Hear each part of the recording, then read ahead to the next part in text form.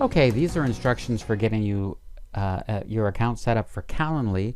This will be the online tool that we will use for our for parents and students to schedule one-on-one time with us, or as what some communications are calling our office hours. The very first thing you need to do is make sure that you are logged into your Indian Hill Google account, because this tool will write a calendar directly to your Google Calendar. The name of the site that we are going to is called Calendly.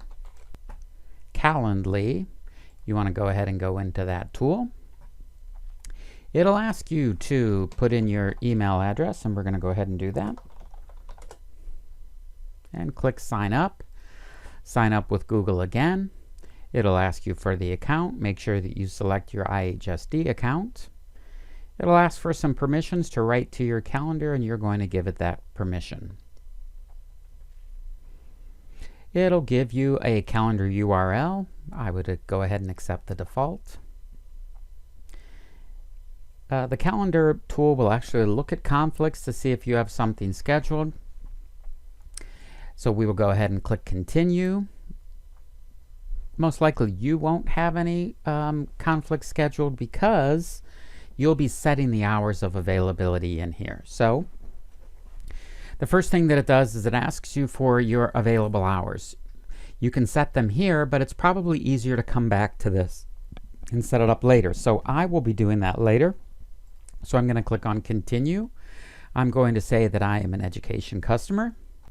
At this point, it's going to ask you what kind of event type you want to have. We're recommending that people have 10-minute openings, simply because they'll be able to fit more in. So we're going to say new event type. We have a 1-to-1 event type. I would name it something that you would like. Just make sure that you include your name in it. You call it conference, office hours, whatever you would like. As soon as you click down here, you don't need to put a location or a description.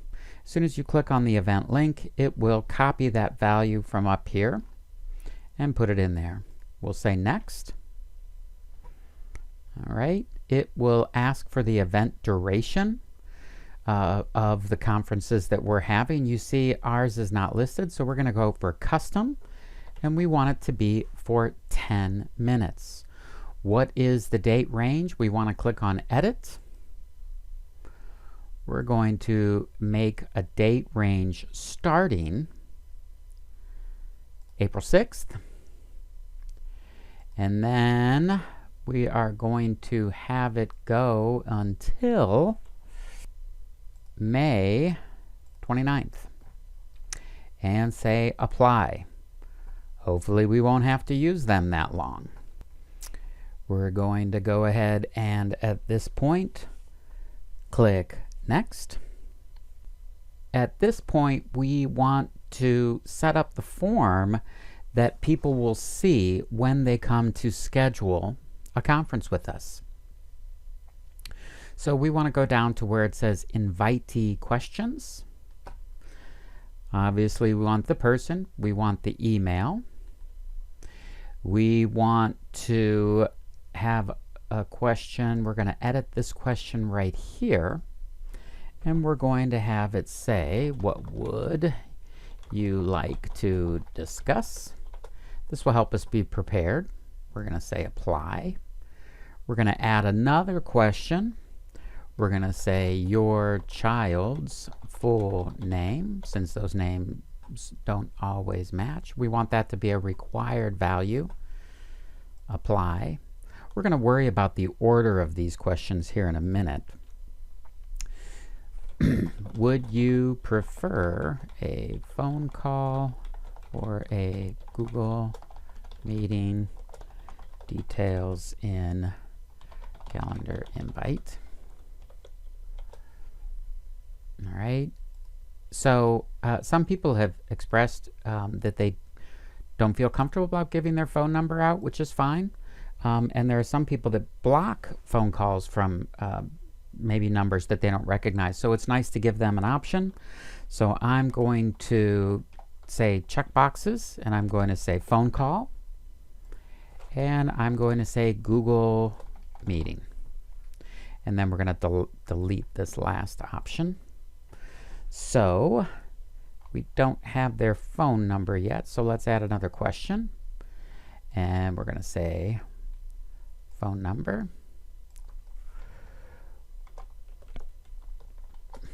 What is the best phone number to reach you at? Right, and we will apply that. So now let's get these in order. All right, the little arrows here mean we can reorder them. So we want the name, we want the child's full name, what kind of conference would you like, what is your phone number, and what would you like to discuss? Those are the questions that we're going to give them to complete for us. We're going to say save and close. Now, at any point, you have this nice little link up here that says View Live Page. So we're going to look at our live page. We're going to go to April 6th. This is what it will look like for the parent. They would click on the time, and you can see all these times that are available. That's not really what we want, though. So you'll notice this opened a new window, so we're going to go ahead and close that window. We're going to go back, and we're going to go update when people can book this event. We didn't see this tab before, but we're going to go down to the availability. What availability, show availability in increments of 10 minutes. All right, so this is on the advanced tab. We want 10 minutes. Okay, you can vary this. Minimum scheduling notice, we're going to go with 4 hours. We don't want people to schedule at the last minute so that we might not see it. And we want to make sure that this buffer stays at 0, which means we'll be able to get 6 meetings in 1 hour. So 6 meetings a day, 6 slots a day. That's what we're thinking about doing for right now. And then we're going to go ahead and say save and close. We're going to go back into these. When can people book this event? And now we're going to look, and we're going to set up each one of these days. We want people to be able to start April 6th. They'll already have a couple days under their belt, and we want you to have a couple days under your belt before you start scheduling conferences. So obviously we don't want to go from 9 to 5. We're asking that each person have an hour of time that they will be available to take phone calls or do online meetings one-to-one with parents or students. That requirement may change, but this is our best estimate at this time. So I'm going to go to Monday, and here's where I can change the availability. So when do I want that 1 hour to go? We would recommend that you vary this, simply because if you do it at the same time every single day, that might not be a time that works for all your parents. So we're thinking that if you vary these around at different times of the day, on different days, it might give you a little change of pace, and it might give the parents greater availability to you. So we have a couple things. Right now I'm just on April 6th, so I can apply this to just April 6th, or I can say 9 to 10 is going to be my Monday meeting time. All right, and then I can go to Tuesday, and maybe on Tuesday I'm going to say my time is 10 a.m. to 11 a.m. and I can apply it to all Tuesdays. Or what I can do is I can go and I can say that it's going to go to Tuesdays and Thursdays. Or if I click up here on the specific dates, it will allow me to click on specific dates on the calendar and apply those. So we'll go ahead and apply those so you can see. All right, so we've got some availability here, and I would go through, of course, and fill out the rest of those days. I'm going to go ahead and save and close, and then let's go to our live page so you can see what this will look like for parents. they will go to your page, which will be published on the district page. And let's say they wanted to meet with you on the 6th. They will click there. We set that from 9 to 10. They will click in, click on confirm. You'll see they'll have to put their questions, their email, their child's name, what they prefer, a phone call or a Google meeting, and then what you would like to discuss. So let's go ahead and put that.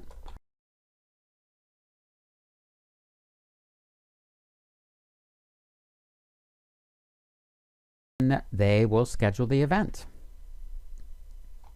Okay, so they will get the invite in their own email, and then they'll have a couple different options. If they can download it as a calendar, an iCal file, and add it to their own. If they're using a Gmail account, it'll connect that way. If they're using Outlook, it'll connect that way, just like the calendar invitations you've seen before. But let's take a look at your calendar here so you can see what that looks like. Calendar, and we set that up for April 6th. Let's go to the April 6th date. Keeps on popping up with me for some updates. So you can see here I've got a calendar for Bob Johnson. All right. It has me, I'm sample 7, and then Bob Johnson as the parent. If I click on it, all right, here's the join by phone if they wanted to do a video meet, or join by phone. If they connected with their phone, I should be able to, we should be able to connect via the phone and talk to each other on the meet, or if I wanted to actually do it using the software, I could. Okay. You can also see the event details right down here. What is your child's name? Joe Johnson. They prefer a phone call. Remember, this is from 9 to 9:10. Here's the phone number that I'm going to call them at, and they have a question about grades. All right. And I will get a little alarm. It will come on 10 minutes before.